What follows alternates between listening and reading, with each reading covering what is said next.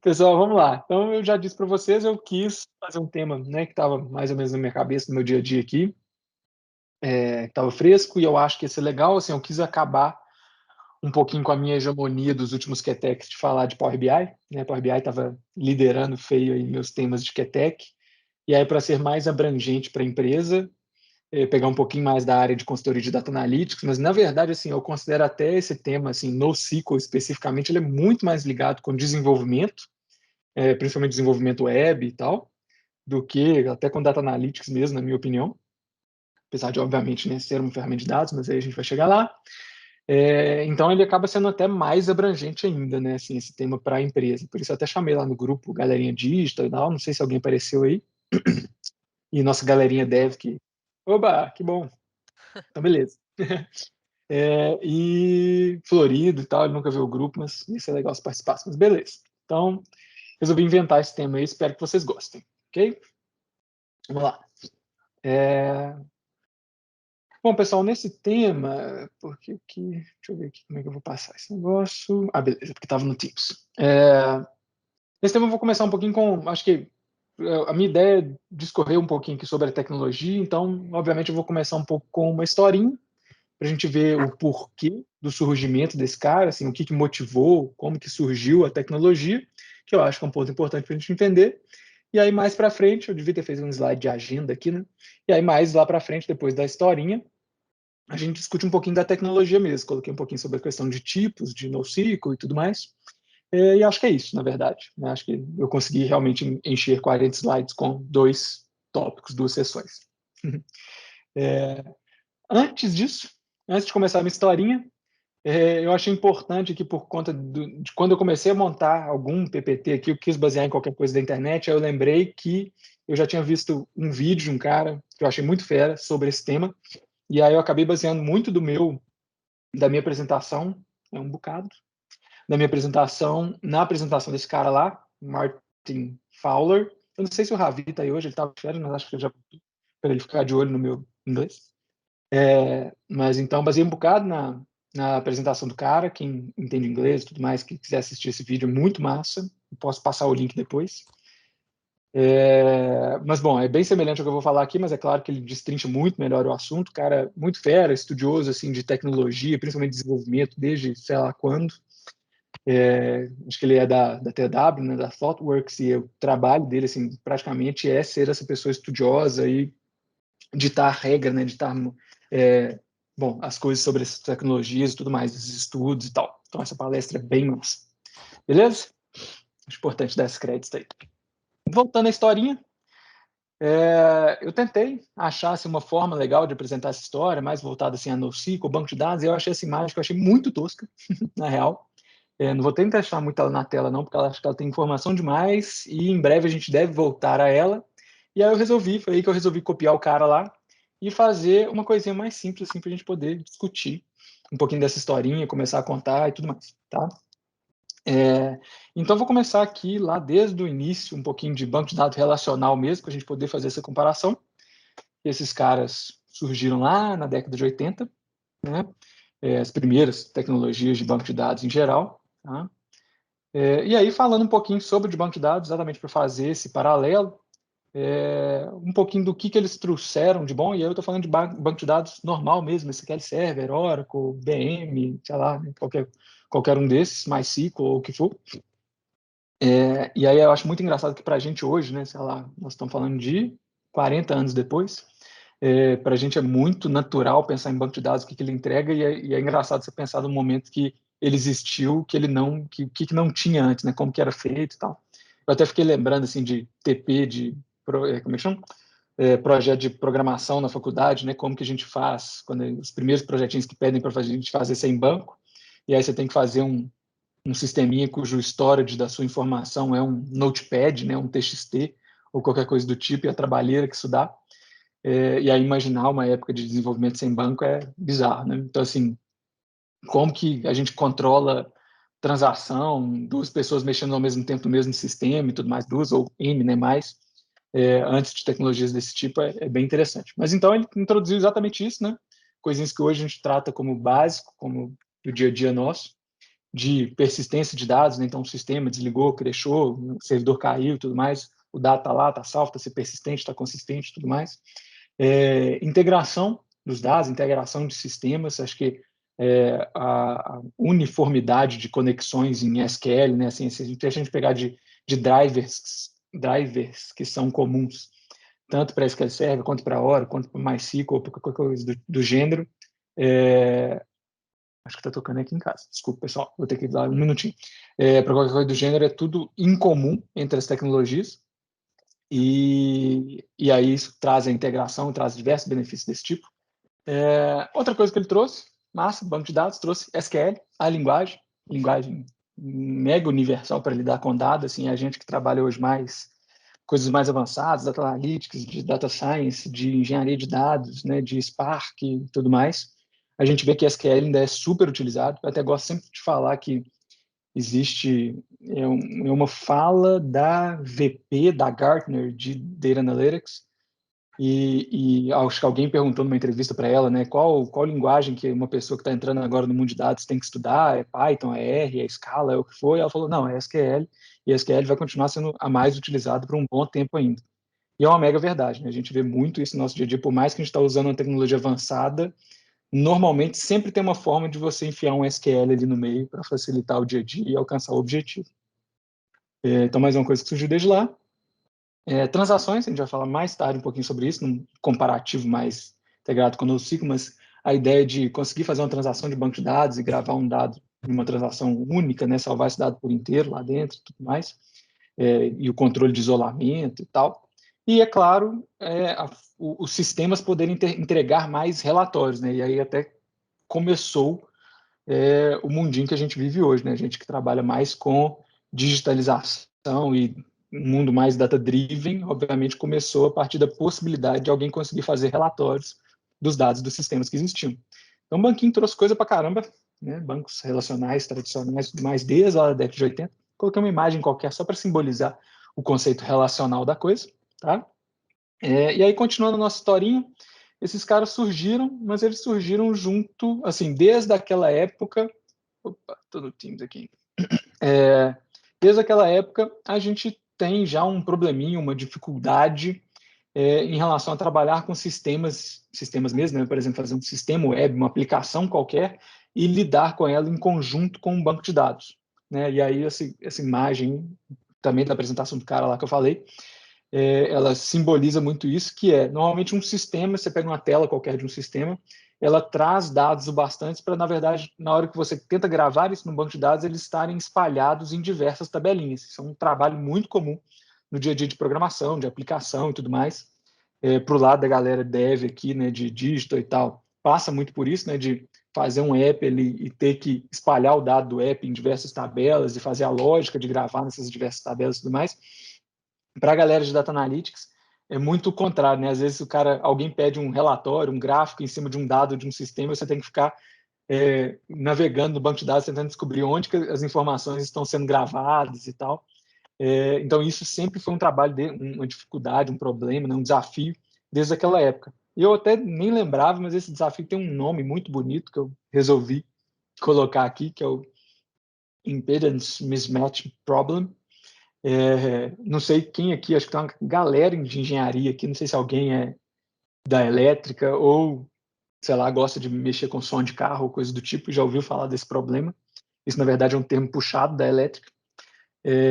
E aí a TI puxou para descrever esse probleminha aqui, que chama, acho que em português é tipo casamento de impedância ou coisa do tipo. Que na elétrica significa casar a impedância de um input com um output. Tá deixando bem simples para explicar, né, o problema aqui. Que é exatamente essa ideia, talvez, da aplicação ser um input dos dados e o banco de dados ser o output, onde eu estou gravando, e o casamento desses dois é um negócio muito complicado nesse mundo de banco relacional, digamos assim, né? Porque, normalmente, então, uma tela de um sistema, esse aqui, pelo jeito, é uma tela onde mostra um jogador e os jogos que ele jogou e algumas outras descrições, né, os times que ele pertence, que ele joga, coisa do tipo. Então, são diversos dados, informações diferentes numa tela só, e, obviamente, na hora de buscar isso no banco de dados, isso vai estar espalhado em diversas tabelas diferentes, né? Então, isso é um problema muito comum. Voltando para a historinha, na década de 90, alguns malucos aí resolveram tentar corrigir esse problema e criaram já uma tecnologia de banco de dados que na época chamava Object Databases, e que, na minha opinião, assim, acho que nunca foi para frente, não pesquisei mais sobre isso para realmente entender, lembrar ou coisa do tipo, mas eu mesmo, assim, no meu trabalho de Data Analytics, de BI, de banco de dados, eu nunca ouvi falar muito pouco, nunca passei por um projeto que tivesse um cara desse tipo.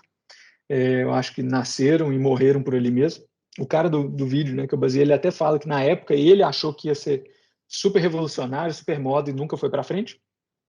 E aí, um dos motivos que a gente acredita que esse negócio não vingou é que o padrão nosso de desenvolvimento é sempre desenvolver um sistema A que vai gravar os dados dele num banquinho de dados ali.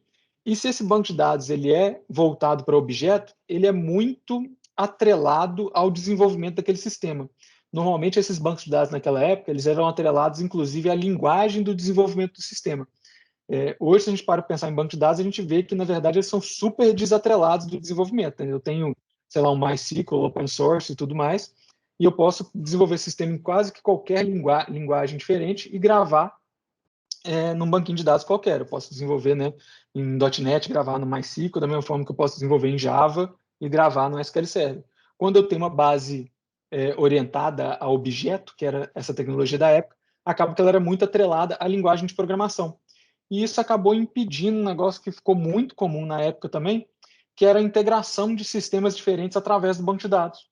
Então, assim, eu acabava sendo obrigado a desenvolver todos os sistemas da minha empresa numa linguagem só, o que acaba para grandes empresas sendo inviável, né? Até se eu quiser comprar softwares e integrar e tudo mais.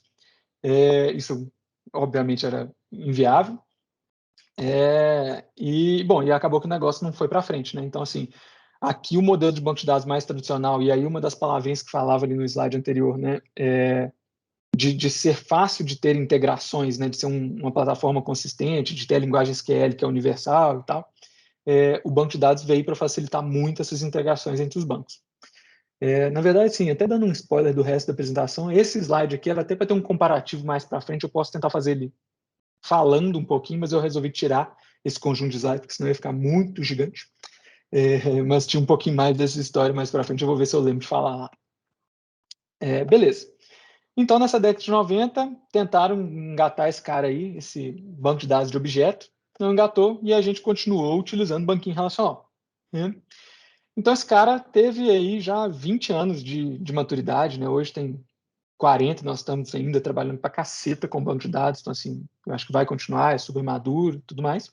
Mas foi a partir deste momento aí que começou a surgir uma coisa nova. E aí, por volta dos anos 2000, acho que, de fato, bem inicinho, em 2000 mesmo,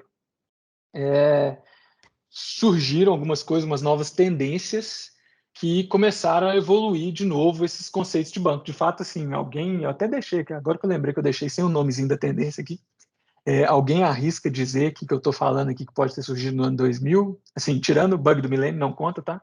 Qualquer outra notícia que foi capa de revistas por muito tempo, modinha, palavra-chave da época. Nascimento da A Laura. Dinho nasceu nessa data aí, né?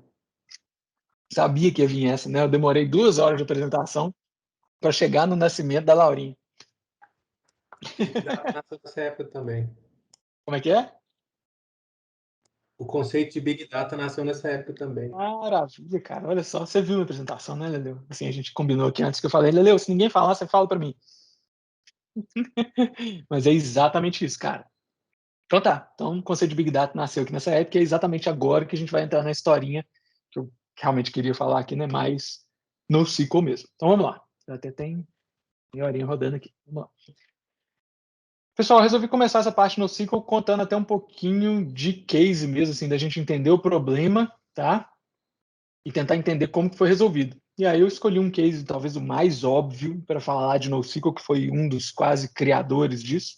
Talvez alguns aí, fãs Google, vão, né, ficar chateados que eu estou falando que esse cara que é o criador. Mas, bom, é um dos, né? Então baseei nesse cara até porque é um cara, um sistema mais confortável da gente falar se a gente for falar de e-shopping, né? Que na época eu chamava muito assim, né? De compras online e tal, né? E a gente imaginar 20 anos atrás esse negócio num boom, né? Eu acho que é um case fácil da gente imaginar. Então, se a gente pega Amazon.com e aí partindo assim, para o mais genérico da coisa, um site de compras gigantesco, mundo inteiro, e muito acesso, muito dado, muita requisição e tudo mais. Né? Então, assim, é um caso clássico de Big Data. Né? E nessa época, em 2000, assim, existia muito esse papo de... O termo Big Data estava muito na moda, capa de revista para todo lado, mas logo, logo a galera começou a falar, velho, esse termo está só na moda e, no fundo, ele só faz parte das grandes, das Big Techs, né? Não chegou ainda no resto da operação do mundo como um todo. Hoje em dia já super chegou, né? Hoje em dia já está começando a fazer mais sentido esse papo. Na época, realmente, era praticamente só problema desses caras, né? E foi bom que eles trilharam o caminho para agora a gente ter as tecnologias e conseguir resolver esses problemas, né? Mas estão falando do problema desse cara, assim, generalizando, problema que a gente é fácil de entender como um site de compras, né? Um site de compras muito grande, mundo inteiro e tal. E aí, que novo problema que ele trouxe do ponto de vista de banco de dados? Para descrever esse problema, eu coloquei exatamente o termo que, na verdade, descreve o NoSQL, mesmo antes de eu apresentar o NoSQL, mas que eu acho que é massa, porque a gente já pode começar a falar do case. Isso é uma das descrições mesmo do que NoSQL resolve, que eu acho que é interessante, que é Random Access to your Planet Size Data. Tá? O que é isso? Bom, Planet Size Data já fala um pouquinho da ideia de Big Data, né? Ou seja, dado para caramba. E outra coisa que dá a entender aqui que é interessante é dado espalhado no mundo inteiro, que é um caso bem Amazon mesmo. Né? E Random Access, o que significa esse negócio? É um caso realmente diferente para o caso de uso Amazon.com, ou se a gente for falar de Google, ou alguns outros casos específicos da época, que não é tanto o nosso trabalho, talvez, Data Analytics, ou Reporting, né, ou BI da coisa. Se eu paro para pensar em BI, ou numa visão mais OLAP de dados, a gente sempre tende a ver a minha leitura de banco de dados como uma leitura agregada, sumarizada da informação. Então, no Amazon.com mesmo, um BI, eu poderia pegar o somatório de vendas mês a mês, por país, ou coisa do tipo, um negócio bem agregado. Eu vou pegar bilhões de registros do banco dos caras e agregar num relatóriozinho que vai caber na minha tela em 4 linhas. Né? Então, essa é a nossa visão muito BI da coisa. Mas o sistema mesmo, né, a plataforma Amazon.com, ela tem esse conceito de acesso randômico, né, traduzindo ao pé da letra aí, mas o que significa acessar dado muito específico, né, e muito aleatório ali dentro, né? Então, assim, eu preciso de um dado de um usuário específico que está acessando meu sistema agora e clicou num link, né? Até listei aqui algum desses probleminhas para ficar mais fácil para a gente discutir, mas é muito fácil de imaginar, assim, como caso Big Data mesmo, os caras devem ter milhões de acessos aí por, sei lá, que janela de tempo, né, por hora, minuto ou o que for, de pessoa clicando ali para ver qual que é a minha lista específica de compras aqui, né, o que eu estou comprando, o que está no meu carrinho que eu coloquei no final, meu histórico de compras, né, que eu quis dizer no primeiro, a lista de coisas recentes que eu comprei, o que tem de recomendação para mim, né, eu gostei de tais produtos, quais são as recomendações em cima desses produtos, aí já voltado um pouquinho mais para machine learning ou coisa do tipo, né? Mas existe no sistema, existe esse tipo de acesso de dado mais aleatório, mais específico, num grão muito mais detalhado, né? E isso numa escala mundo de milhões de acessos e um dado muito específico foi um problema muito grande para se resolver com banco de dados relacional. Então aqui a gente começa a entender um pouquinho do que motivou a nascer essa tecnologia. Tá? Então minha ideia aqui era tentar descrever um pouquinho disso. Beleza. E aí, com o que a gente tinha na mão, como que a gente soluciona? Coloquei esse maravilhoso caminhãozinho aí, simbolizando um banquinho relacional tentando resolver esse problema. Mas no banco relacional é muito foda, assim, a gente tem aquele problema dos dados estarem espalhados em diversas tabelas, então uma das primeiras coisas que a galera fazia, ou tentava fazer, fazia não, ainda faz, quando a gente precisa tirar o máximo de um banco de dados para um sistema, é desnormalizar o banco, né, parar de separar em diversas tabelas diferentes e fazer uma tabelona só com tudo quanto é dado para eu buscar mais fácil, né, para eu não ter que varrer o disco inteiro do meu servidor buscando aquele dado em diversas tabelas diferentes. Está tudo gravado no tabelão. Para outras finalidades isso fica muito ruim, né? Então assim não é uma solução ideal de cara, mas é uma coisa que a gente pode fazer, ou então criar view materializada que sejam esses tabelões, também péssima ideia. Oi? Não, acho que não era aqui não. Bom, e aí diversas outras opções que tem, né? Criar níveis de cache, né? Aí cache já do ponto de vista de arquitetura de sistema mesmo. Então, assim, eu pego um pouco do meu banco de dados e subo num cache em memória, em um cluster de servidores ali entre o meu banco e a minha aplicação web e tal. Eu posso tentar particionar o meu dado em diversos servidores também para tentar dividir o trabalho de encontrar a informação em mais nódulos, né? Em mais clusters, em mais servidores para esse trabalho. E aí por aí vai, né? Criar mais índices para encontrar o dado mais rápido, menos história de procedimento no sentido de menos lógica de tratamento de dados para ficar mais ágil a coisa e tudo mais. Mas era um trabalho sem fim, era navegar contra a maré, assim, não para esse tipo de dado, para um problema realmente de Big Data, essa quantidade de acesso, esse acesso randômico específico, detalhado, e principalmente uma coisa do caso Amazon que é muito legal, que é, né, ser um dos maiores sites de compra do mundo, mas como site de compra mesmo, você tem que ter uma resposta muito rápida, né? Um problema que a internet trouxe para a gente, por isso muitos anos 2000 para Big Data, é que ninguém quer clicar ali no produto para comprar e ficar esperando a minha página carregar, porque a página está conversando com o banco de dados. Então, uma das coisas mais importantes que tinha era a velocidade desse negócio. E realmente, banco, se você for procurar um item específico dentro do banco, ele vai navegar num índice, varrer o disco, encontrar aquele cara, fazer join com as outras tabelas para buscar toda aquela informação, né, daquele problema que a gente discutiu lá em cima, e aí colocar na tela para você. Então, realmente era, como eu falei, remar contra a maré aqui, resolver esse problema nesse tipo de banco. Né? Se eu quiser, assim, só voltar aqui um ponto para lembrar um pouquinho de Big Data, então, e a gente tentar entender como que a gente soluciona esse problema, eu, Marcelo, gosto muito da explicação de Big Data ainda com 3 Vs, tá? Depois de 2000 para cá, inventaram mais 500 Vs para explicação. Eu fiquei lá em 2000 ainda, que eu acho que é o basicão, é o que mais faz sentido. Eu fiquei brincando na época, também tinha, principalmente aqui no Brasil, muita a brincadeira dos MP, né, de celular com MP3, aí começou MP4, que era vídeo, MP5 era TV, MP7 era não sei o quê, e aí virou MP200. Os Vs de Big Data é a mesma coisa. E inventaram 500 Vs de lá para cá. Os mais básicos, mais importantes são esses 3 aí da tela, que descrevem o que é o problema de Big Data. Acho que todo mundo aqui já deve estar, talvez até um pouco cansado de saber, mas também é exatamente o problema Amazon que a gente está discutindo aqui, né? É muito acesso e muito dado, ou seja, muito volume de dado ali, um acesso muito rápido, que é o que eu acabei de falar, né? Assim, um produto acaba no estoque, o mundo inteiro já tem que saber que aquele produto está acabando naquele segundo, porque, né, ninguém pode comprar um produto que não existe mais, e o acesso, o site tem que ser muito rápido e tal. E a variedade dessa informação também, né? Ali no site eu tenho a foto do meu produto, por exemplo, isso tem que navegar de uma forma fácil do meu banco, na minha aplicação, de forma rápida, eu tenho que encontrar.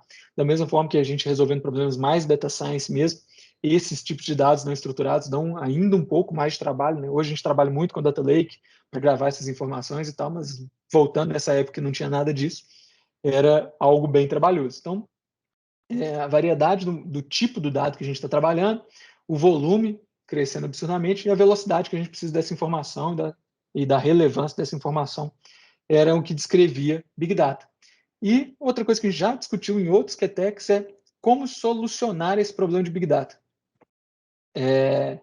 Aí, assim, eu vou falar a forma como a gente já sabe, a gente soluciona do mundo, né, Data Analytics nosso, acabei de falar a palavrinha Data Lake, e aí a gente tende a levar isso depois aqui para o mundinho NoSQL. Então, como que a gente soluciona um problema de Big Data hoje? Em teoria, a gente espalha ele em vários servidores, né? Assim, quase que toda tecnologia que se preza a resolver esse problema tentou fazer alguma coisa nesse sentido, né?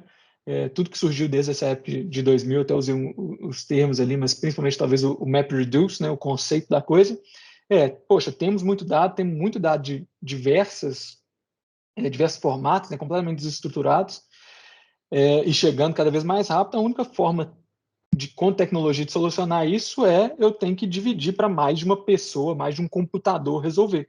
Então, a primeira coisa que a gente faz é distribuir esse problema e gerenciar isso de forma distribuída.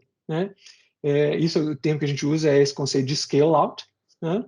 E aí eu distribuo meu Big Data num cluster de servidor, aí é isso que é o conceito de Data Lake, né? Que a gente já sabe, né? Do Hadoop e tudo mais. E para resolver o problema mesmo, né? Assim, para calcular alguma coisa, em teoria, assim, tudo começou talvez utilizando MapReduce e tecnologias do gênero. Beleza. Isso é o modelo Big Data da coisa. Voltando para o banquinho de dados.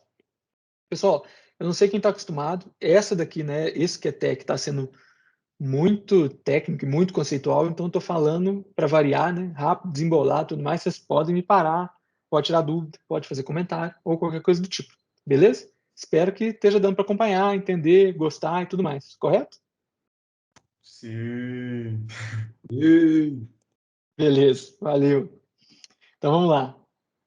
Voltando para o banquinho de dados, então. Banco de dados, em teoria, não vou falar que é completamente realidade, mas se a gente voltar ali pelo menos para anos 2000 e tal, em teoria esse cara não gosta de trabalhar distribuído, tá?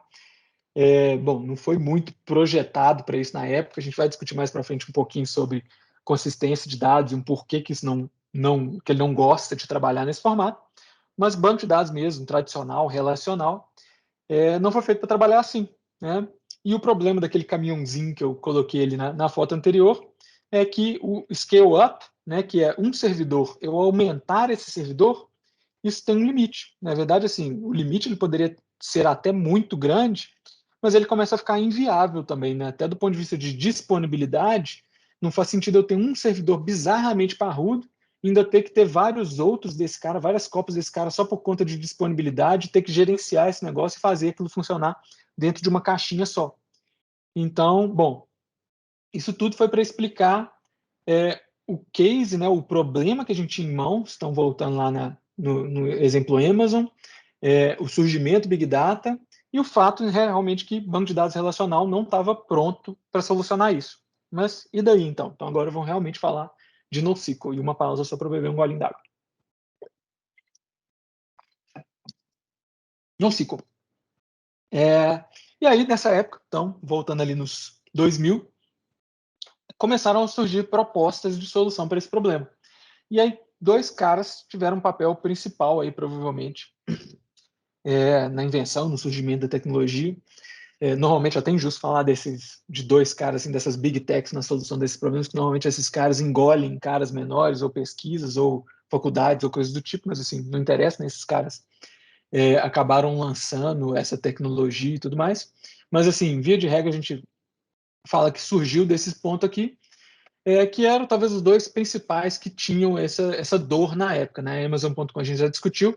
E aí, assim, de propósito, eu tentei buscar umas logos bem antigas dos dois, tá? Só para vocês matarem saudade das logos lá da época de 2000. Laurinha não conheceu, mas talvez alguns aqui vão lembrar da logo dessa época.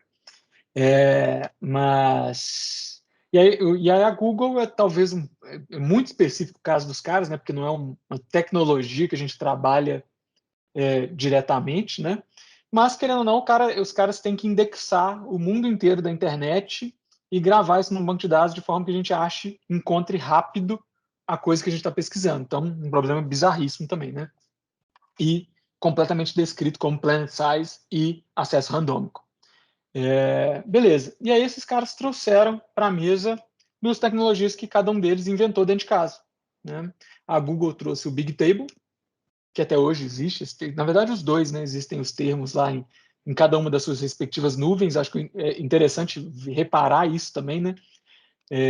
Um dos dois prezavam a ter nuvem na época, provavelmente, não vou lembrar de cabeça, mas acredito que não. GCP e AWS, né? E ambos os nomes, os produtos, assim, eles foram tão importantes para a tecnologia, né? Para o avanço dessa tecnologia, que ambos os nomes continuam existindo até hoje. E o Big Table eles ainda aproveitaram e cunharam um outro nome, que é o BigQuery, né? Que é mais um produto lá de dentro do GCP. Mas, anyway, voltando aqui, cada um dos dois resolveu tentar resolver esse problema e inventar a sua solução dentro de casa e botar esse nome em cada uma dessas soluções. Cada um resolveu de um jeitinho peculiar, tá? Assim, a gente vai ver quando a gente discutir tipos, que eles são de tipos diferentes. O problema, ele é considerado mesmo aquele termo que eu falei, né? Aquele random access para muito dado, né? Para big data, e esse dado e esse acesso ali aleatório. E é isso, sim. Então, esses caras trouxeram para a mesa. E aí, do ponto de vista de voltando para a nossa historinha e voltando para aquele slide maravilhoso, para aquela imagem maravilhosa, agora ela faz um pouquinho de sentido. E aí, em homenagem ao Ravi, eu coloquei uma setinha vermelha do tipo que ele gosta, apontando exatamente para esse surgimento de Big Data e da tecnologia NoSQL E por que esses caras são tão importantes para a época, né? Porque ambas as empresas ali, né, Google e AWS, e Amazon, na época não era AWS, né, nesse sentido, e Amazon soltaram os papers, né, os documentos, né, a tese deles em cima desses produtos, em cima dessa tecnologia. E acabou que isso trouxe muita coisa para o mundo NoSQL, e uma das coisas que isso trouxe, assim, é muito comum isso no mundo NoSQL, e no mundo Big Data como um todo, né, porque para resolver esse problema a gente precisou de muita cabeça pensante, e aí o lado open source da tecnologia voltou completamente à moda, né, assim, voltou forte para caramba, e é até hoje, né. E aí a abertura desses papers, a abertura dessa tecnologia criou, né, assim, começou a tecnologia NoSQL, e ela começou muito forte no mundinho open source, né? Vários dos produtos hoje que a gente vê, das tecnologias hoje que a gente vê voltadas ao NoSQL, inclusive voltadas para Big Data.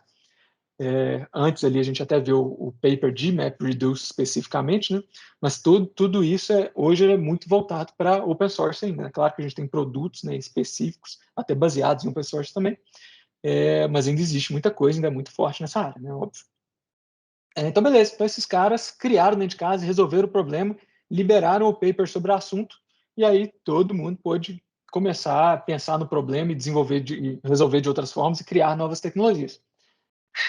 Acho que, bom, de história, assim, de consolidação de até onde eu queria chegar para contar o problema e como que a gente solucionou. A gente é ótimo, né? Como que o mundo solucionou.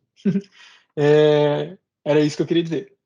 E aí, o que ficou faltando aqui talvez seja o termo mesmo, né? Então, e onde que surgiu a palavrinha NoSQL? Esse caso eu acho que é muito curioso, cara, e assim, eu mesmo não lembrava disso, desse vídeo desse cara, voltando lá no início, né? Quando eu falei que eu baseei muita coisa aqui na apresentação do cara, tá aí ele de novo, nessa apresentação, né? Na GoTo de 2012, o Martin Fowler. Ele conta essa história, não sei quão real é ela, mas acho que é mesmo, se você pesquisar na internet, você até vê muita coisa. Que na verdade o termo NoSQL ele nasceu para combinar um encontro.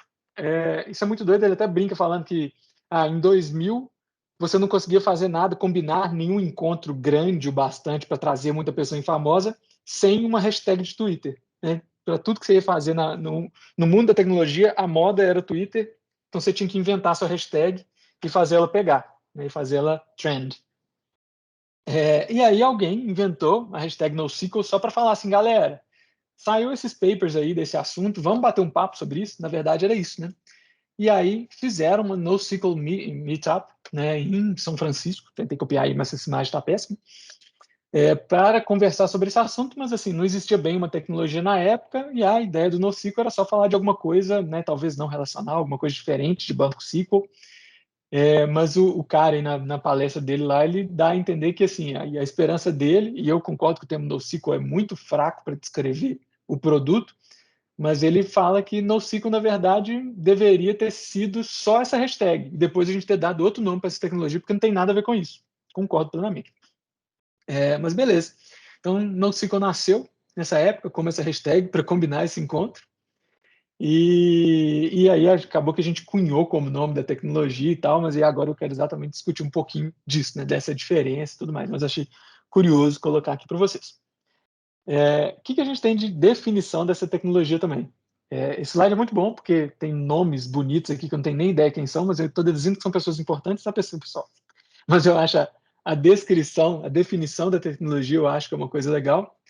E uma coisa que eu queria ressaltar aqui, que assim, no outro slide eu vou contrapor esse negócio, mas é que ambos esses caras, eles falam muito mais do problema que eu acabei de descrever do que a gente mais enxerga como NoSQL mesmo hoje em dia, sabe assim? Ou do que mais é a moda NoSQL mesmo. O que esses caras estão falando? Bom, o primeiro ele fala exatamente do problema de gerenciar dados, né, e particionar esses dados num conjunto de servidores diferentes, então aquela ideia de que banco relacional não gostava de ser distribuído, né, não gosta de ser distribuído, não gosta de ser particionado, e o cara de baixo fala basicamente a mesma coisa, né? Ele fala dessa ideia de distribuir dados, né? De não relacional, de ser open source, de ser escalável horizontalmente, né? Comparado com um servidor só crescer, que a gente chama de scale up, seria o escalar horizontal. Então, assim, ambas as definições, assim, talvez mais da época ou mais técnicas da coisa, falam muito de ser particionado, de ser distribuído e tudo mais, né? E quais são as principais características mesmo? Então, agora, só para sumarizar essa história toda, né? O que ele tentou resolver? Voltando no case da Amazon.com, a gente tentou ter agilidade de acesso, né? Então, lembrando do site, né, que eu falei de acessar o carrinho, acessar a compra, fazer compra. O cara na palestra dele, eu acho que é massa, que ele até brinca do jeitão americano de ser a principal coisa dos Estados Unidos é ser consumista, né? E aí a Amazon.com como, né, sei lá, talvez principal player, principal criação americana do consumo,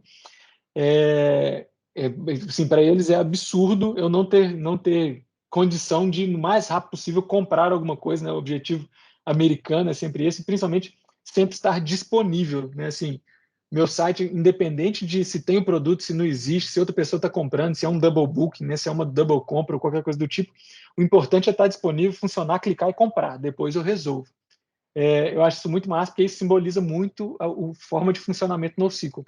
E, além disso, é claro, ser escalável e ser distribuído. Né? Escalável para funcionar no mundo inteiro, para poder ter promoção e, de repente, ter bilhão de acessos em vez de milhão ou milhares. Escalar rapidamente, conseguir distribuir esse dado no mundo inteiro, ter acesso randomizado e tudo mais. Ufa! E por que eu estou descrevendo isso tudo? Por que eu estou forçando a essa descrição de NoSQL ser distribuído, ser particionado, ser escalável, ser rápido e tal? E né, o que eu estou querendo dizer com isso e com o termo NoSQL mesmo?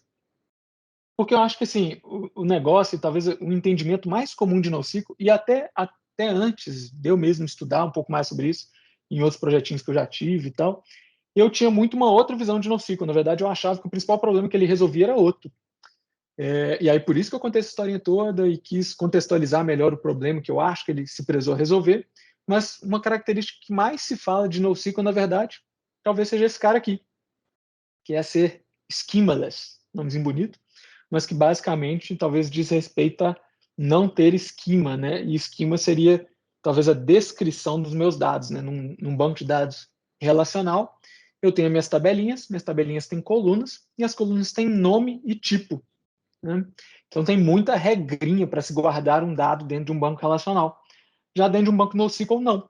Né? Um banco NoSQL eu posso meio que gravar o que eu quiser. Né? Assim, pelo menos vários deles permitem isso. Mas acaba que quando a gente começa a entender um pouco mais desse histórico, do problema que o NoSQL veio resolver, a gente começa a entender que essa ideia do schemaless, ela acabou sendo, e até o fato de ser distribuído, né, acabou sendo uma consequência do problema a se resolver. É claro que o schemaless, a gente vai discutir um pouco mais para frente, tem um grande motivo, tem uma grande utilidade, foi muito bom essa mudança, mas não era o principal tópico a se resolver. Né? E eu acho que ele talvez foi das coisas que ficou mais na moda. E, assim, além de mais na moda, uma coisa que eu vejo muito acontecer e que até me preocupa do ponto de vista de arquitetura e de definições de projeto e tudo mais, é porque de lá para cá, bom, junto ali de Big Data, de NoSQL, também começou a nascer, pelo mesmo motivo do problema Big Data e do problema banco de dados relacional ter só esse scale-up, né, ser só um servidor que você consegue fazer ele crescer de tamanho, existe um paralelo para esse problema do banco, que é o problema do lado da aplicação, vamos chamar ali do back-end. Isso também existia no mundinho de desenvolvimento, no mundinho da aplicação. A gente também tinha aplicações presas em um servidor, eu só podia ter um scale-up, e o mundo de desenvolvimento, o mundo de aplicação também criou uma forma, um conceito novo de desenvolvimento, que é o que hoje a gente chama de microserviços, né, que eu não vou entrar nesse mérito aqui nessa conversa hoje, mas que eu acho que é legal comentar, que é quase como se fosse esse paralelo do NoSQL. Né? Então, um banco de dados relacional é um banco de dados monolito, né? Um banco de dados que fica preso em um servidor só. Um NoSQL é um banco de dados que ele é distribuído, ele consegue ficar num cluster de servidores. E já no mundinho dev, no mundinho da aplicação, a gente tinha o desenvolvimento de aplicação em um servidor só, em um monolito. Da mesma forma, se eu pensar no case Amazon, eu vejo que isso é inviável. A Amazon não conseguiria sobreviver com um servidor só para o site dela, sei lá onde que esse servidor ficaria e como que ele daria conta, mas é óbvio que não funcionaria assim. Ela provavelmente tem servidores espalhados no mundo inteiro para responder, né, ao site Amazon.com.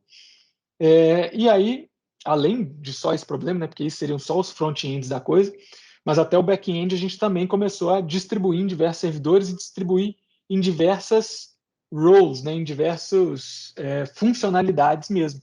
e aí nasceu esse conceito de microserviço. A gente desenvolveu uma aplicação onde a gente separa cada funcionalidade da aplicação em conjuntos de servidores diferentes, né? E isso permitiu que as aplicações escalassem muito mais. Voltando aqui ao NoSQL, o fato disso ter nascido na mesma época acaba que atrelou uma coisa à outra, mas atrelou, às vezes, na minha opinião, de uma forma ruim, porque muita gente acha que para trabalhar com microserviços, para trabalhar nessa forma nova de desenvolver aplicações, nessa forma mais escalável e tudo mais, eu sou obrigado a usar NoSQL, ou NoSQL é melhor, banco de dados relacional tem que acabar. E, assim, no mundo de banco de dados, eu não concordo com essas afirmações. Eu, Marcelo, aqui, tá? Tô querendo dizer que é uma opinião muito minha mesmo. E até fiz algumas críticas mesmo, que eu acho que ficou muito essa imagem de, bom, tanto no NoSQL quanto esse termo, né, o fato dele ser schemaless, facilita muito o desenvolvimento e veio junto do conceito de microserviços e acabou confundindo muitas coisas, inclusive, né, junto de desenvolvimento ágil, acabou confundindo muito isso e associando essa nova tecnologia a um futuro de ser ágil, trabalhar com microserviços, eu tenho que trabalhar com NoSQL, né? E eu acho que definitivamente essa afirmação não é verdade. O que eu quero dizer com isso é que eu acho que o NoSQL se propõe a resolver um problema muito específico, e é muito bom para resolver esse problema, e em quase praticamente todos os outros casos, querendo ou não, talvez a maior parte dos outros casos, um banco relacional ainda vai ser muito melhor, inclusive, do que ele para resolver problemas mais tradicionais, né? E, além disso, assim, o NoSQL, querendo ou não, nesse tipo de problema, nesse tipo de desenvolvimento, quando a gente usa ele erroneamente, ele, apesar de parecer uma tecnologia mais nova, e parecer não, né? Ele é uma tecnologia mais nova, mas parece mais evoluída, mais fácil e tudo mais, às vezes ele traz uma complexidade muito grande. Assim, do ponto de vista de desenvolvimento de aplicação, é muito interessante ter um banco schemaless, porque para mim é muito mais fácil de gravar o dado no banco, eu não tenho que me orientar pelo esquema da tabelinha, achar as tabelinhas, gravar os dados ali bonitinho, certinho, no tipo certo. Eu posso mudar meu código todo dia e gravar lá que vai funcionar, porque o banco NoSQL aceita ali qualquer coisa, a gente vai ver agora nos próximos slides. Mas isso, no fundo, é empurrar um problema mais para frente, né? Uma coisa muito comum da gente falar do problema schemaless é que o NoSQL ele é schemaless na hora de gravar, né? Mas na hora de ler, usar o dado, eu, via de regra, vou precisar de um esquema. Tem uma frase até muito comum desse termo, né? desse problema, que é: ninguém faz um sistema ou faz um banco de dados onde você não sabe o que você quer ler. Tipo assim, você não vira para o banco de dados e fala: banco de dados, me dá o dado aí. E aí chega qualquer coisa para você em qualquer esquema. Você pede um dado num esquema específico, né? Numa estrutura específica. Você pede um dado específico. Você faz uma pergunta para um banco. Então, o esquema acaba para trabalhar com dados é quase que um paradigma, né, inquebrável. Vou chamar quase, porque realmente é quase. Assim, tem como, alguns casos faz sentido, mas são muito poucos, né? Bom, então essa parte que era mais conceitual, mais uma discussão mesmo, mas eu acho que é muito legal quando a gente fala de NoSQL. Historinha acabada, agora a ideia é falar de tipos. Então, até aí, pessoal, dúvidas, anseios, inquietações? Curtiram, não curtiram? Estão dormindo de tanto que eu falei? Eu tô gostando. Pergunta. Falar assim tem muita coisa para responder. Tá, calma aí. Leleu ia falar alguma coisa? Não, eu ia pedir para você dar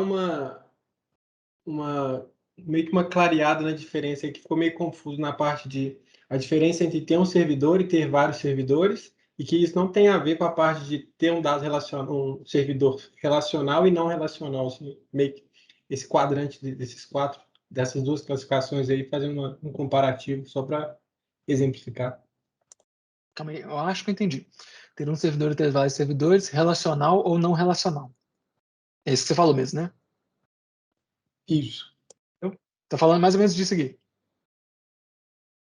Exatamente isso aí. Só para explicar mesmo, que ficou meio, pelo menos para mim, ficou meio confuso a relação entre ter os clusters e os servidores SQL e NoSQL, mas essa relação não existe, né? Cara, não, então, existe completamente, né? Assim, banco de dados SQL relacional é completamente voltado para ter para existir em um servidor só. Para ficar um pouco mais claro, existir do ponto de vista de divisão do trabalho, tá? Isso pode ser um pouquinho confuso. Banco de dados SQL, vamos pegar Oracle e SQL Server, né, dois maiores exemplos aí para citar. Eles funcionam em um cluster de computadores. Você consegue configurá-los em um cluster. Mas, via de regra, a gente faz essa configuração para o ponto de vista de disponibilidade e não de performance. Tá? O que eu quero dizer com isso? A gente configura um SQL Server em mais de um banco para que ele tenha alta disponibilidade, para que ele nunca esteja fora do ar, para que se aquele um servidor der pau, o outro servidor estava ali paradinho, ligado e funcional, esperando chegar a hora dele. É o reserva do time. E aí você pode ter 200 reservas se você precisar de alta disponibilidade. Mas ele não funciona em vários servidores para o ponto de vista de particionar o trabalho.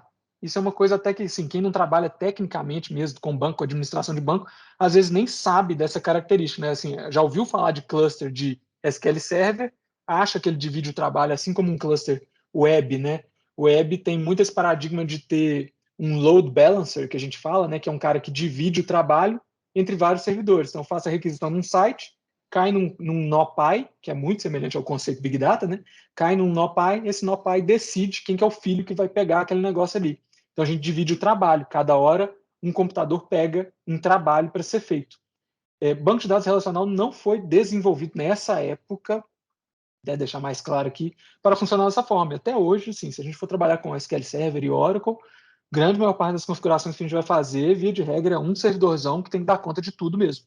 Né? Já Big Data, e aí o conceito como é que chama?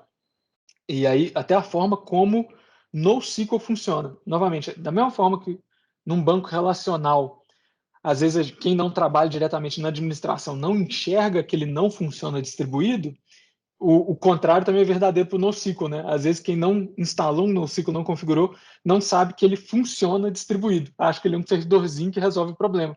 Mas, na real, ele foi desenvolvido, a tecnologia foi desenvolvida para funcionar como a forma como a gente soluciona Big Data, né? A forma MapReduce da coisa, né? A forma de distribuir o problema.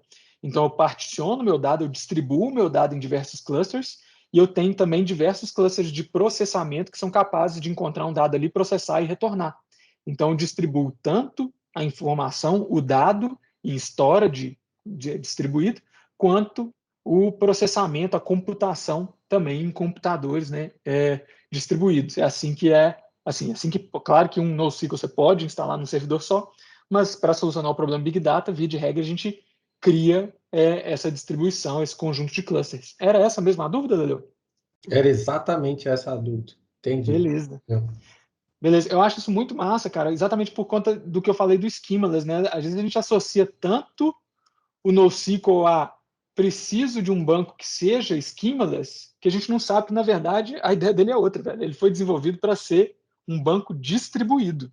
O schemaless veio ali de bandeja. Claro que não, mas é quase que isso, sabe? Beiquinho, você ia fazer alguma pergunta ou era mais zoeira? Não, não é não. É só para Beleza. falar que foram muitas. Beleza, cara. Mais alguém? Famoso dúvidas, anseios, inquietações? Beleza. Tranquilo. Continuar. Então vamos lá.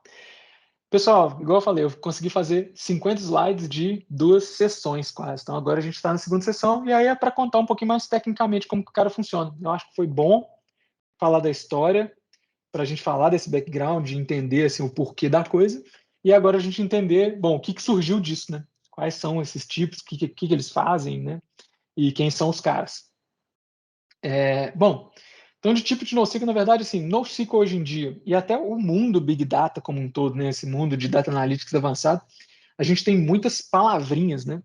A gente tem muitos termos novos e tudo mais, e NoSQL, sem dúvida, é um cara que só ele tem, igual está aí na tela, né? Esses são só os principais, né? Os mais famosinhos, e de fato tem vários famosos que não estão na brincadeira aí. Talvez esses sejam os famosos e mais tradi, digamos assim.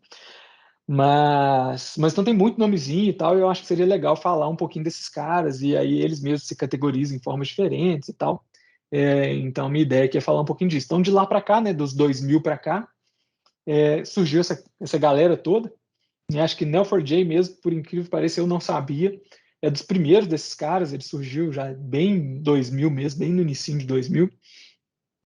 Outro que vale a menção é o HBase, né, do grupo, né, da plataforma Apache, desculpa, não é um grupo, uma vez que é open source, né, mas da plataforma Apache.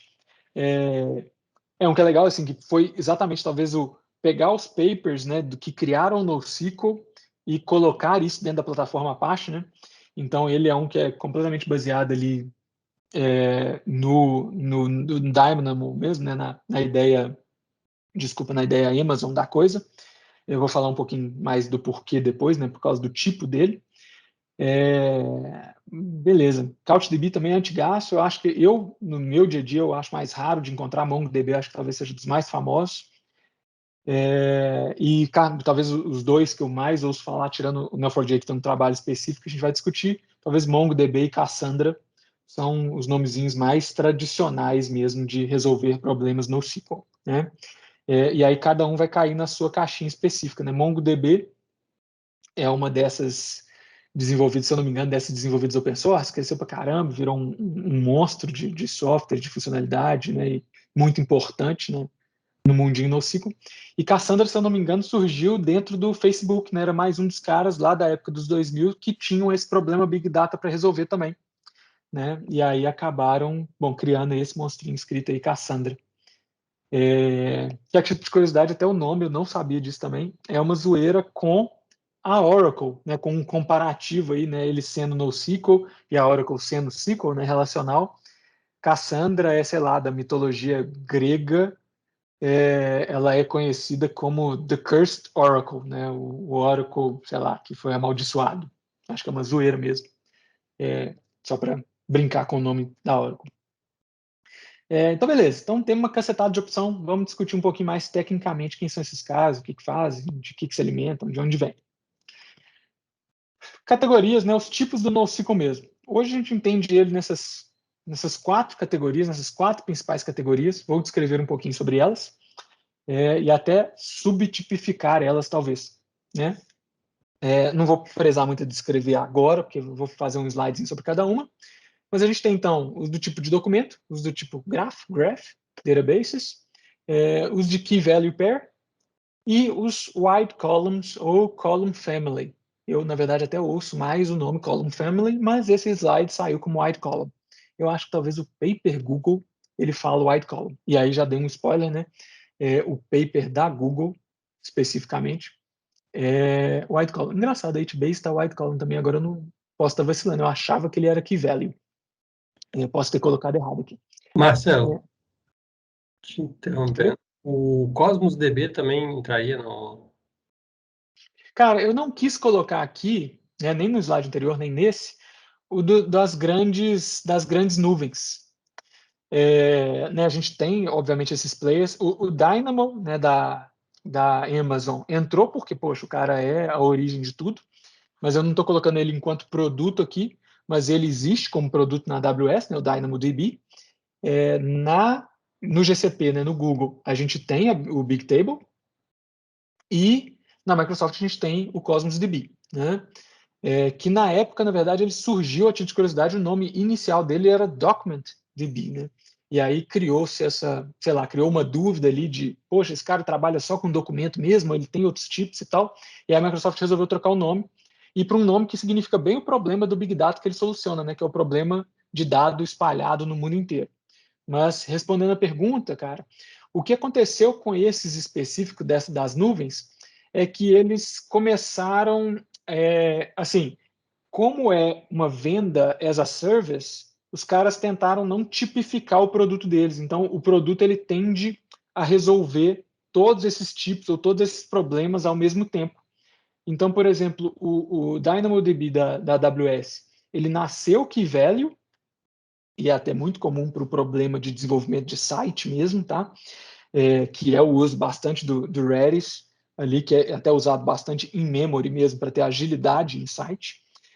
Mas então o Dynamo nasceu key value, mas hoje, se você for no produto lá da AWS, ele pode funcionar tanto como key value quanto como document, ok? Já o Cosmos DB atira para todo lado, tá? Ele funciona como qualquer um dos 4. Salvo engano, quando você cria, você tem que escolher o que você vai usar ali dentro. Mas ele tem os 4 modos de funcionamento dentro do produto. Então, assim, eu não quis colocar aqui porque eu acho mais complicado de entender na tipificação, mas é porque o cara é um serviço, né? Então ele quer dizer assim, eu tenho esse produto aqui chamado Cosmos DB, ele serve para NoSQL, use para o que você precisar. Você vai escolher na hora de criar. Entendeu, Crespo? Entendi. Um pouquinho mais claro assim do Cosmos DB, essa funcionalidade dele como tudo é meio que através da API de acesso. Assim, o legal desses serviços é você não ter que preocupar com a infraestrutura da coisa, como que configura, o que está rolando ali por trás. Então, o legal de um Cosmos DB é que você não tem que saber se ele está implementando o DocumentDB ou que velho, como que ele implementa, em que servidores que está, em que data center que está e tudo mais. O que você escolhe é qual API que você vai interagir com aquele cara. Então, assim, quando eu for desenvolver uma aplicação, que API que eu vou usar para conversar com o meu Cosmos DB? E aí você pode escolher a API do Mongo para usar Document, você pode escolher a API Gremlin, que é da Apache, né, que é a Apache Tinkerpop, eu acho, que chama, para trabalhar com Graph. Você pode escolher a API do próprio outro serviço da Microsoft, que é o Azure Table, para trabalhar com Key-Value. E você pode escolher uma outra API, a API da Cassandra, a API Cassandra para trabalhar com Wide Column. Então você escolhe isso na criação, e aí sua aplicação vai ter que usar essa API específica para conversar com o Cosmos. O que está implementado dentro do Cosmos é um problema que a gente não precisa se preocupar, que é a ideia de comprar um serviço. Né? É isso. Então, beleza. Foi ótima a sua pergunta, que eu acabei explicando um bocado de coisa desses caras aqui. Acho que já posso passar para os tipos mesmo. Então, coloquei os carinhas nas caixinhas aí para a gente começar a ter uma ideia. Né? MongoDB e CouchDB nasceram para resolver o problema de document. Neo4j de graph. Redis e Dynamo, né, que eu comentei, de key value. Eu achava que HBase também, vou dar uma pesquisada depois. Esqueci. E Cassandra, HBase, o problema White Column. E Google, né, o Big Table, White Column também. Então os dois últimos aí, pode falar. Esse wide column aí é aquelas tabelas esparsas? Como é que é isso aí? Exatamente. Essa imagem, ela até tende a dar a entender isso de uma forma muito fraca, né? Assim, no conceito de tabelas esparsas, de mostrar que ela está pouco preenchida, né? Que ela está cheia de célulazinha branca e algumas células estão preenchidas. É exatamente isso, Leleu. Eu vou falar um pouquinho mais de white column para frente, aí a gente pode entrar um pouquinho mais nesse mérito aí, beleza? Beleza. É isso. Eu queria falar que esses dois últimos caras, esses dois últimos tipos são exatamente os papers, talvez, né? O Dynamo e o Big Table da Google. Vamos lá. Então, falando um pouquinho dos tipos. Key value. Key value, assim, acho que o conceito key value ele é muito entendido na programação, né? Que é um dicionário, que é ter uma chave e guardar um valor dentro daquela chave. O banco de dados, né? O banco de dados NoSQL Key Value se preza a fazer a mesma coisa. Você tem as suas chaves e você pode guardar alguma coisa ali dentro daquela chave. Eu coloquei uma descrição nesses slides, essa descrição é minha, tá, pessoal? Muito cuidado, porque ela é, sei lá, talvez ela é muito leiga sobre o assunto. Mas, resumindo, e ela é muito resumida, né? Isso que eu queria dizer. Resumindo o assunto, ele guarda qualquer coisa, o Key Value, né? O NoSQL Key Value, guarda qualquer coisa associada a uma chave específica. Lembrando, eu peguei essa imagem de propósito, eu espero que as pessoas aí tenham pegado o easter egg da imagem. Não foi eu que criei, tá? Ela estava na internet assim, eu falei, vai ser essa imagem mesmo. E aí, esse cara aqui é o cara que eu falei que nasceu ali do Dynamo, né? E aí, o porquê disso, assim, já explicando um pouquinho, contando até um pouquinho de spoiler de próximos slides e tal. Qual que é o problema, qual que é a ideia desse key, desse velho, né?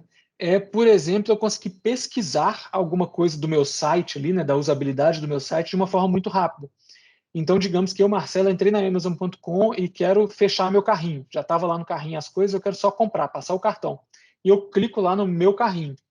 O que a aplicação vai ter que fazer é entrar num banco de dados que eu não consigo nem imaginar o tamanho e encontrar o carrinho do Marcelo, né? E, obviamente, esse carrinho tem uma chave interna, tem um ID. Então, a ideia desse tipo de banco é você muito rapidamente encontrar essa chave e buscar, seja lá qual caixinha preta que está ali dentro. E aí vem bem aquela ideia do schemaless, né? Seja lá o que está naquela caixinha preta, pega aí, a aplicação se vira para ler esse negócio e apresentar no site para o Marcelo. O importante é ser rápido para retornar isso para ele, porque ele quer gastar dinheiro, ele quer comprar aqui no site. Então, esse é bastante da ideia do propósito de Key Value. E é legal falar que ele guarda realmente qualquer coisa ali dentro. Beleza? Passa para o próximo e a gente faz um paralelo comparativo.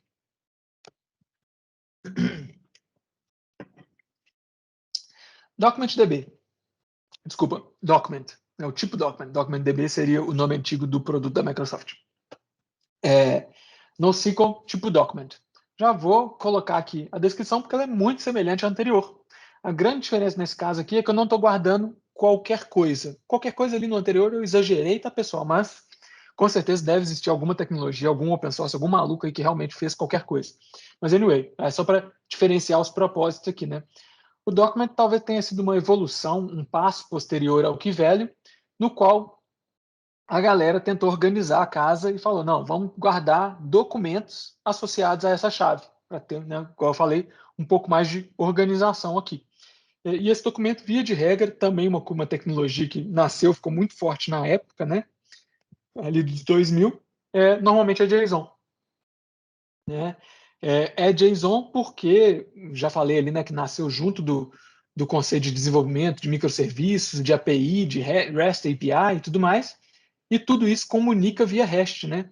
Até os sites começaram a apresentar, então assim, o site, para apresentar o meu carrinho de compra, ele lê via API do sistema de carrinhos de compra, ele busca o REST, que tem os dados do meu carrinho, e ele lê esse REST e apresenta. Então, nada faz mais sentido do que criar um banco que grava esse REST, né, esse arquivo JSON, desculpa, viajei, esse arquivo JSON inteiro no banco, associado à chave ali, a algum ID que identifica aquela coisa.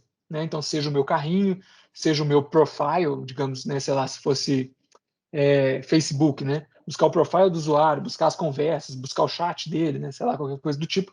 Eu tenho uns IDs que definem aquele item e eu encontro aquele JSON inteiro ali para já jogar na tela do cara o mais rápido possível, tá? Dito isso, pessoal, eu acho que é legal comparar um pouquinho os dois, porque eu acho que a linha de divisão desses dois é muito tênue, né? Então, realmente, o Key Value, ele supostamente grava qualquer coisa, e o Document, ele tende a gravar, via de regra, JSON, XML, algum arquivo de texto semi-estruturado, tá? Cada tecnologia se preza ali a fazer a regrinha específica dela. Mas descendo mais um nível um pouquinho nessa diferença, uma vez que um grava qualquer coisa e o outro grava algo mais organizado, a gente tem um pouquinho de diferença no uso desse cara. E aí, o Key Value, eu tendo a poder trabalhar só com comandos que lidam com o objeto inteiro, porque se a gente for imaginar, se o banco de dados grava qualquer coisa associada àquela chave ali, na hora de pedir essa coisa de volta, eu não sei lidar com aquela coisa, porque aquela coisa pode ser tanto uma foto, quanto um JSON, quanto, sei lá, nulo, e aí, dependendo da interação que eu tiver com a coisa, eu poderia estourar algum erro. Se eu peço, eu quero que você edite o nome do usuário, e aí eu vou lá tentar editar e é uma foto. Vai dar erro, com certeza. Então, esse tipo de banco, né, de sistema de NoSQL, eu tendo a ter comandos que trabalham só com o objeto inteiro. O que eu quero dizer com isso? Coloca esse objeto aí, me devolve esse objeto. That's it. Né? Não tem nada muito mais que isso. Talvez delete, sei lá, qualquer coisa do tipo. Mas não tem edição. Eu já vou dar o cara do lado aqui, né? Eu não tenho nem edição e nem pesquisa dentro do objeto, porque, novamente, o objeto pode ser qualquer coisa. Quando eu tipifico o meu objeto, quando eu falo, não, todo objeto aqui dentro vai ser JSON, eu ganho um potencial de novas funcionalidades. E é exatamente essa a diferença do de documento. E talvez até por isso que ele é dos mais famosinhos, né, dos mais usados, dos NoSQLs, e é por isso também o crescimento, né, o tamanho do produto Mongo, né, DB, porque ele guarda documento, e documento faz, assim, JSON, e JSON faz muito sentido, né, nas programações de aplicação de microserviços, de API REST de hoje em dia, e tem esses benefícios da pesquisa dentro do JSON, né, via, como é que chama aquele XPF lá de JSON, esqueci o nome, aquelas pesquisas, né, de estrutura de JSON, e até de conseguir editar um valor específico, né, dentro daquele JSON e tudo mais, não ter que deletar o item inteiro, criar um item novo, qualquer coisa desse tipo. Entendido? Dúvidas até aí nesses dois? Esse document aí eu tenho que colocar, porque no exemplo tá tipo meio que a mesma estrutura, né? Eu tenho Customer ID. Não necessariamente tem que ser assim, né? Pode ser um JSON de customer e outra coisa. A ideia de ser schemaless é essa, né? Assim, de fato, esses dois aí têm alguma diferença, bem que é só a quantidade de produtos, né? De order items ali. Ele, na verdade, até que ele tem tudo, né? Até que o esquema ele está validado mesmo. Se eu não me engano, Leleu, assim, a maioria desses produtos eles podem fazer alguma forma de validação de esquema, mas via de regra não é o ideal, assim. Lembrando, a proposta que o NoSQL tende a resolver é ser ágil, né? Então, assim, uma das coisas que o NoSQL tende a não ter, e até por isso que ele é schemaless, é validar o que está chegando. Voltando, eu acho que a comparação com a Amazon e com o jeitinho consumista americano, ela é sempre boa para a gente entender o produto, né, e o que ele resolve, que é, cara, a Amazon está pouco se lixando o que mudou dentro do seu JSON. Grava esse negócio, faz o cara comprar e bola para frente, entendeu? Então, assim, o banco de dados, aquele negócio de ter esquema, de tratar, de validar, é o que faz isso. Então, assim, realmente você pode gravar o JSON na estrutura que você quiser. Via de regra, num banco de documento, no NoSQL, você ainda tem o conceito das tabelas, né? Cada tabela é um conjunto de key documents, né? Igual essa daí é uma tabela. Normalmente, numa tabela, você tende a ter um JSON semelhante, porque senão seria inviável entender esse sistema. Mas ele não necessariamente tem todos os mesmos campos. Né? Isso que acho que é isso que você quis perguntar, né?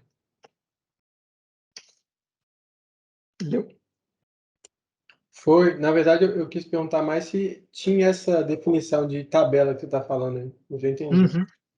Separar por contexto. Né? Exato, tem tabela. Então, você tem essa tabela de carrinhos, igual eu falei, né? E ali tem um JSON mais ou menos no formato de carrinho. Nem todo JSON precisa ter a mesma estrutura, mas tem que ter uma lógica, porque o sistema tem que saber o que ele está lendo. Né? Eu quero carrinho, eu quero produtos, eu quero recomendações. Então, as tabelas, o conceito de tabela ainda existe. Cada sistema dá um nomezinho um pouquinho diferente, tipo collection, né, ou coisa do tipo, mas é a ideia de uma tabela. Beleza. Marcelo, Pode falar. uma pergunta. Nos bancos não orientados que eu trabalhei, todos eles eram feitos, as pesquisas eram feitas de forma recursiva. Existe algum modelo que faz isso de forma iterativa?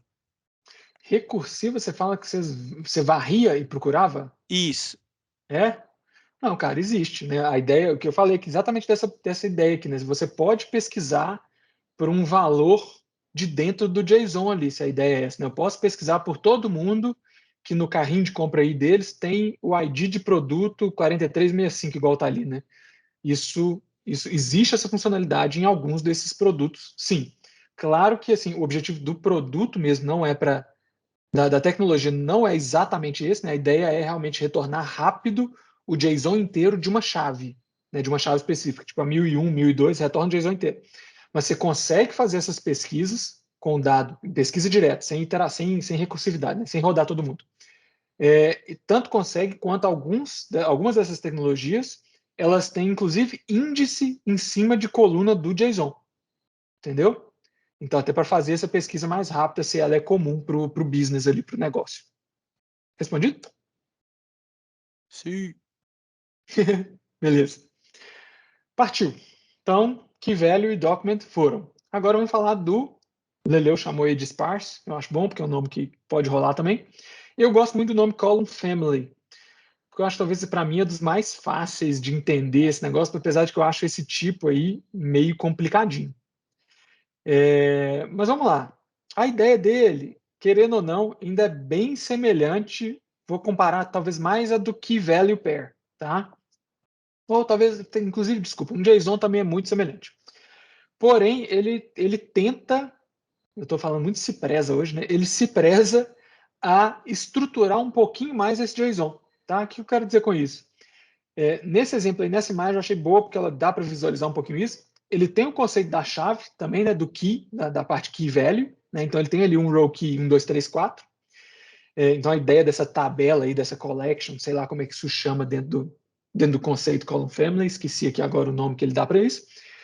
Mas esse conceito de tabela teriam várias row keys, né, que seriam os registros, e para cada row key eu tenho algumas column families, ou seja, algumas colunas de famílias, alguns grupos de famílias, e para cada grupo de família eu tenho as colunas ali dentro.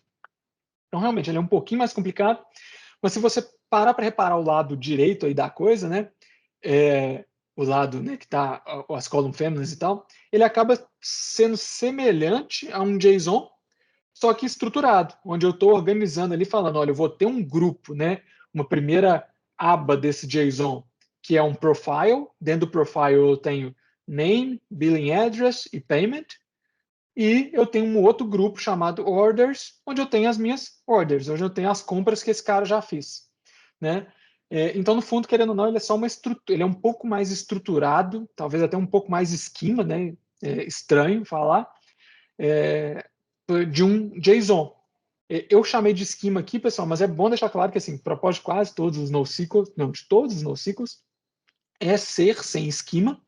Então, apesar de ter essa definição, eu posso gravar um dado nessa tabela aí, né, criar um registro novo, uma row key nova, e não gravar diversas dessas colunas, trazer colunas diferentes, trazer colunas novas em tempo real, ali, né, em tempo de aplicação e tudo mais, e isso vai funcionar. Mas ele é um pouco mais bem estruturado nesse sentido. Tá?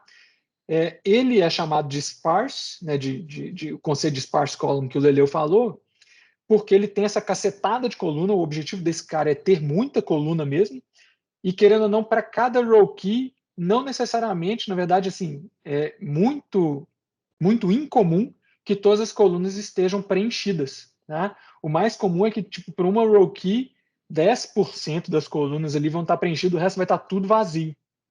Tá?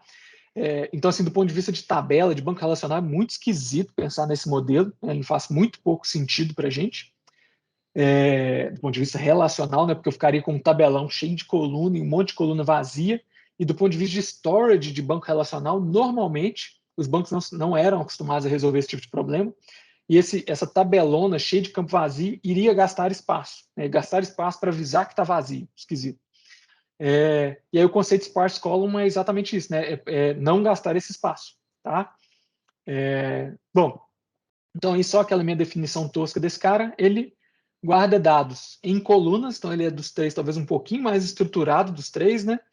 Essas colunas, elas estão agrupadas em famílias, e da mesma forma ele associa a uma chave. Lembrando, a ideia da chave eu acho que é sempre a ideia de criar um dicionáriozão, um índice e achar o cara muito rápido, né? A ideia realmente big data da coisa.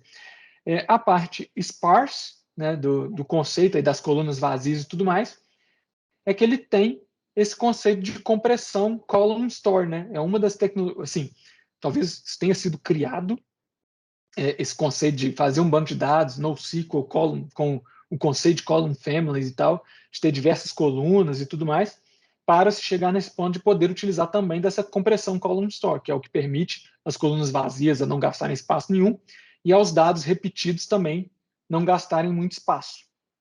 Entendido até aí? Ou talvez semi-entendido até aí, porque esse cara é um pouquinho mais complicado?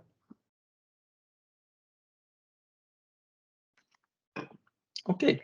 Teve nem sim, galera. Sim. Tem um exemplo massa disso aí, que é aquele sistema de recomendação, que é o filtro colaborativo, né? Que basicamente coloca as informações numa tabela desse estilo aí, esparsa, e agrupa quem tem as colunas iguais. Só de você ter visitado o mesmo lugar já vale. Exato. Esse problema de recomendação ele é muito comum de solucionar com NoSQL, por conta assim, de quem precisa resolver esse problema, tipo, sei lá, sites de compras, Netflix ou coisa do tipo, terem muito acesso, né? Então, a ideia de um NoSQL para row key é importante, mas exatamente por conta desse conceito que você falou do pré-agregado, né? Do comum, né? Pessoas gostarem ali das mesmas coisas, a gente conseguir agregar essa informação aí na compressão column store, encontrar e trazer essa informação rápida. Massa. Pessoal, a gente acabou de... Espero que vocês possam continuar um pouquinho. Eu já esperava que eu falo pra caceta, que a gente ia estourar um pouquinho do tempo. Tem um bocado mais de slide, mas do ponto de vista técnico aqui, de explicar realmente os tipos, é mais um pouquinho só. Tudo bem a gente continuar mais um pouco? Sim. Beleza. Bom demais. Vamos lá. Até porque eu sacaneei aqui um pouquinho esse pedaço. E aí, já que eu falei de compressão por column store, eu resolvi fazer uma pausa aqui na minha apresentação, no tema NoSQL e tudo mais, e pensar aí se alguém parou para pensar em alguma coisa quando ouviu falar column store. Alguém lembrou de alguma outra tecnologia que a gente já discutiu? Funciona assim. Hã? Power BI funciona assim. Caramba, cara. Ainda bem que você falou isso aí. Você já sabe o que eu vou mostrar aqui então, né? Já. Para quem achou que eu não ia falar de Power BI, eu não resisti e fiz a zoeira. Mas eu achei legal fazer essa comparação, assim, eu acho que é interessante por conta de tecnologias que surgiram da mesma época, mas é muito um parênteses aqui mesmo, né? Que é só uma brincadeira de saber, então, poxa, o Power BI funciona assim, essa tecnologia, ele tem alguma coisa a ver com o NoSQL, né? Mas eu achei legal, assim, só para discutir a tecnologia mesmo, né? Power BI, obviamente, ele é bem mais recente. A tecnologia nem tanto, né? Aquele nomezinho Ventpack, que era o X-Velocity, que eu acho que a Microsoft comprou de sei lá onde, embutiu nos produtos dela, e aí por volta, né, lá de 2015 surgiu o Power BI utilizando essa tecnologia. E aí lembrando, né, para a parte ali, para a setinha de cima ali do storage engine dele, né? E é interessante a gente ver que é exatamente no storage, né, no banquinho de dados interno dele, de quando a gente usa o modelo importação, né, de quando o dado está dentro do Power BI, ele utiliza exatamente essa tecnologia de compressão, né? Essa tecnologia de compressão de coluna sparse, né, de comprimir a coluna, de fazer o store dos dados não em nível de linha, né, em nível ou por coluna, para adquirir a compressão que ele tem hoje, que a gente enxerga nos arquivos e tal, e inclusive para poder funcionar em memory, né? Essa tecnologia, dessa forma, esse conceito de gravar dados, de storage de dados, foi muito usado exatamente nos produtos que a gente usa banquinhos de dados em memory para ter agilidade, para ter para ter acesso rápido aos dados, né? E aí, para ter query rápido nos dados, né? E aí, assim, o único ponto importante que eu quis trazer o Power BI aqui de brincadeira é, na verdade, fazer um paralelo, né? Então, assim, Power BI, NoSQL e tal, já já a gente responde essa pergunta, mas a ideia é exatamente fazer um paralelo ali do wide column, né? Do modelo NoSQL, do tipo NoSQL wide column, que um dos usos grandes dele, assim, um dos grandes motivos de uso, um bom motivo de uso para essa tecnologia específica, para esse tipo de específico, é o motivo BI da coisa, o motivo OLAP, é enxergar dados agregados, porque por ele gravar esse dado no modelo Column Store, ele consegue, assim como o Power BI, apresentar dados agregados de forma muito mais rápida. O modelo Key Value, o modelo Document, ele é muito focado em ter chave a chave um documento, um dado ali, eu achar aquele documento rápido. Já o wide column, ele permite, né, ele também dá esse potencial de já ter os dados pré-agregados e conseguir entregar isso de forma rápida. Mas em resposta à pergunta de Power BI e NoSQL, eu, Marcelo, acho que claro que não. Né? Power BI é super relacional, né? De fato, assim, é até recomendado a gente fazer esquema estrela nele, e ele não é nada distribuído. Normalmente ele funciona na nossa máquina, talvez lá na Microsoft, mas eu imagino que não. Quer dizer, claramente não, porque a gente compra servidor Power BI Premium, que tem exatamente ali 25 GB, 50 GB, 100 GB de memória RAM, exatamente para subir meu Power BIzinho ali na memória RAM da máquina e tudo mais. Então, também não faz sentido ele ser distribuído nesse sentido. Então, em resumo, não, mas eu quis fazer esse parênteses para falar de OLAP, de análise de dados, desse uso da tecnologia wide column ali do tipo NoSQL. Beleza? Vamos voltar. Até porque já acabou nosso tempo. Vou dar uma acelerada aqui. Então, voltando para onde a gente parou ali, né? Depois do parênteses Power BI, onde que a gente parou, eu expliquei as três caras, mas ainda antes de dar realmente uma continuada, o que esses três caras têm de comum? Eu já fiz um paralelo dos dois primeiros, eles são realmente muito semelhantes, né? O terceiro cara ali, eu diferenciei ele como um JSON, talvez mais bem estruturado, mas com essa questão e com essa ideia de poder ter as sparse columns, de não gastar espaço com coluna vazia e tudo mais, de continuar sendo schemaless e tal. Mas um outro nome que o mercado deu para esses tipos de NoSQL, que de fato fazem muito mais sentido para o produto do que o termo NoSQL, é esse daí, que é Aggregate Oriented. Tá? Que significa isso? É você ter um dado agregado, uma caixinha, e aí se eu comparar lá com o key value, o aggregate seria o value da coisa, né? É toda a bomba de coisinhas que eu guardei ali numa caixinha preta e gravei no meu banco de dados associado a uma chave para encontrar depois, né? Seja lá o que está ali, é o meu valor, é o meu produto, é o meu objeto, né?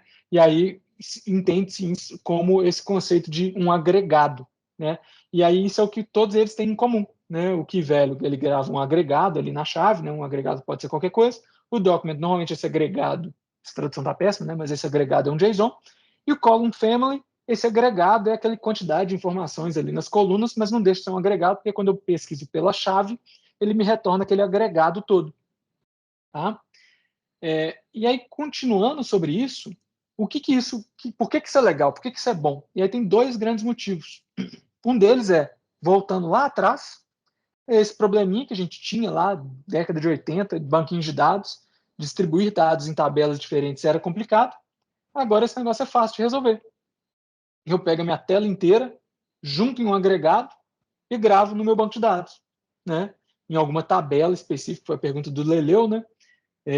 No conceito ali do JSON, em alguma tabela específica que aquele agregado faça sentido com um certo ID. Então, voltando lá naquele exemplo de aplicação ali de pegar um jogador, né, um player, e mostrar uma telinha que ele tem os jogos que ele jogou, que os times que ele tem, que ele participou, que já tem ali a logo do time, o nome do time, sei lá que outra informação que pode ter, né, que estaria espalhado em diversas tabelas diferentes no modelo relacional da coisa.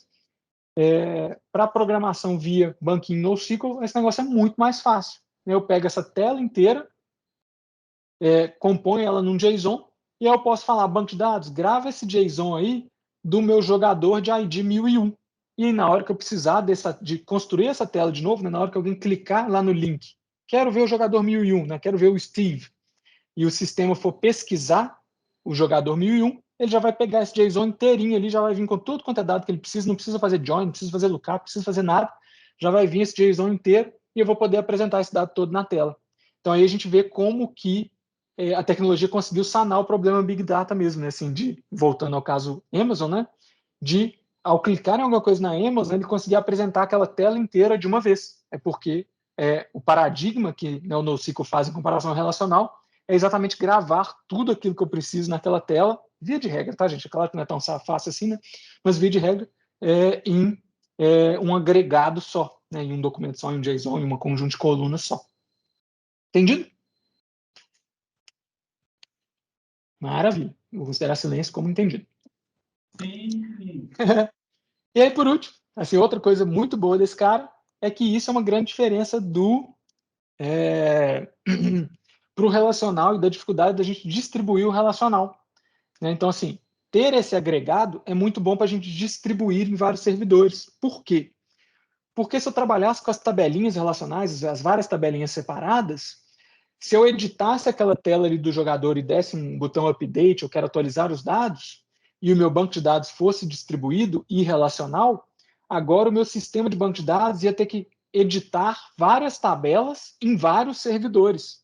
E isso é um bocado mais complicado. E pior ainda, ou isso poderia demorar muito, porque a aplicação ia ficar esperando escrever em todos os servidores para manter a consistência da aplicação, e aí só aí ela ia retornar e falar, ok, Marcelo, consegui editar, então ao invés de editar um banco, eu estaria editando, né, centenas de servidores, e eu teria que esperar isso, ou então ela não iria esperar, mas poderia ocorrer o problema de outra pessoa tentar acessar e pegar a minha edição pela metade, ler uma tabela de um servidor, outra tabela de outro, e o dado não está editado ainda, ela vai ler um negócio super esquisito. Então, para banco relacional, isso é um problema. Para banco NoSQL, e é exatamente a proposta dele distribuir, né? Isso não é tanto um problema, porque agora eu gravo o agregado inteiro. Então, ao gravar, eu posso simplesmente distribuir meu agregado, meu JSON, em vários servidores. Né? Mais para frente, eu acho que a gente iria descobrir, iria discutir um pouquinho mais isso, sobre consistência e tudo mais, não acho que vai dar tempo hoje, vou só passar para o próximo tipo aqui, mas esse ponto eu acho que é muito importante comentar. Então, o fato de ser agregado, né, desse conceito agregado, ele é muito bom para distribuir, porque a gente consegue distribuir o agregado inteiro, não fica espalhado, não corre risco de faltar de acontecer inconsistência, né, de faltar consistência no nosso banco de dados. Pessoal, agilizando aqui um pouquinho, porque falta pouco para esse pedaço acabar. Agora sim, vamos voltar onde a gente parou, né? Já falei de Power BI, já falei dessa treta do agregado e tudo mais. Voltando aqui agora para terminar os tipos, falta um só, né? Key Value, Document, Column Family, e o que ficou faltando nessa história toda foi o Graph, né? O Graph eu acho interessante porque assim, ele muito pouco tem a ver com o resto dos descritos, tá? Até por isso que ele ficou completamente separado aqui depois dessa esse Netflix inteiro que eu fiz de outros assuntos, né? Mas o Graph, ele não tem nada a ver com agregado, a proposta dele não é essa, tá? Não é gravar dados agregado igual os outros, não é ter key value pairs, nem que seja key documents ou key columns, não é essa. A ideia desse cara é resolver problema de relacionamento entre as informações, tá? Por que ele é NoSQL, então? Porque ele também é schemaless, pelo menos isso ele atua em conjunto com os outros, tá? Então, assim, do ponto de vista de storage dessa informação, ela é schemaless, mas o propósito desse cara é completamente diferente. Os outros, o propósito é bem voltado ao case Amazon que eu contei, é ser rápido, ser distribuído, ter esse agregado e tudo mais. O conceito do Graph é completamente diferente. Eu conseguir construir um banco de dados no qual eu consigo navegar em relacionamento conceitual do dado de forma rápida e de forma inteligente, tá bom? E aí, o que eu quero dizer com isso? Um ponto interessante disso é engraçado que a gente pensar que banco relacional mesmo, né, das tabelinhas, não é bom para isso, e realmente não é. Via de regra, se eu tenho que fazer uma pergunta complexa de relacionamento, eu tenho que fazer uma query, né, um select muito complexo, vários joins, né, várias configurações, várias regras diferentes, e aí o Graph ele vem exatamente solucionar esse problema. Esse exemplo aí é meio bobinho, mas ele é bem legal de entender, né? Que a gente criar tabelas, né, ou conceitos, né, os conceitos do meu dado ali aí tá pessoas, cidades, restaurantes, e a gente grava, a gente fala para o banco de dados quais são os possíveis relacionamentos entre essas entidades, né, que é o conceito lá de vértices, né, e os relacionamentos entre os vértices e tudo mais. E aí eu realmente gravo, informo para o banco de dados que entre pessoa e cidade eu tenho o conceito de morar na cidade, e eu tenho o conceito de gostar da cidade, e eu tenho o conceito, sei lá, de viajar para a cidade. E eu estruturo tudo isso no meu banco de dados para quando eu precisar fazer uma pergunta desse tipo, eu conseguir perguntar mais fácil. E aí, obviamente, existe linguagem de query específica para isso. Uma muito comum é a Cypher, né? Que eu acho que a Neo4j usa até isso também. E resolver esse problema e conseguir acessar essa informação dessa forma. Isso, assim como tudo no 2000 ali no mundo Big Data e tudo mais, veio muito do que nasceu forte na época do conceito de rede social, né? E assim, claro que outros diversos problemas ali de web, né? De tudo que nasceu ali no mundinho Big Data e tudo mais, mas é claro que redes sociais e todos esses apps sociais que a gente tem muito essa dificuldade, esse desafio desses relacionamentos entre as entidades. E, obviamente, também machine learning pode usufruir muito bem disso, né? Que são os conceitos de recomendação e tudo mais, que a gente entender como as coisas se relacionam e tentar tirar mais informação, né?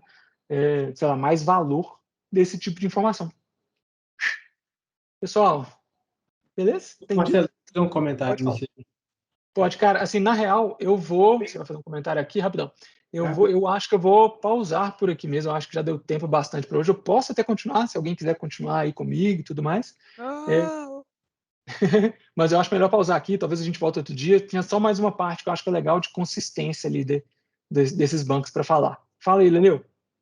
É que o Graph, a gente usa muito em social listening, né? Nós falou de rede social, mas quando você vai fazer, tipo, você faz uma propaganda, você sai vendo o impacto dela, é bem legal você usar o Graph.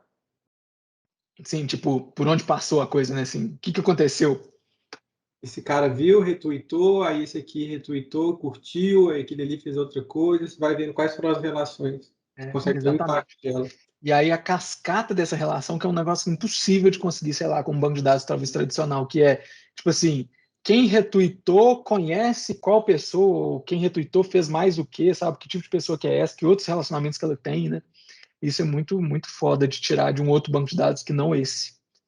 E é bem legal esse tipo de estrutura mesmo. E bem complicado, eu acho, assim, para fazer bem feito e usar, né? Não é nada simplesinho, não. Isso. Pessoal, mais dúvidas nas escalações?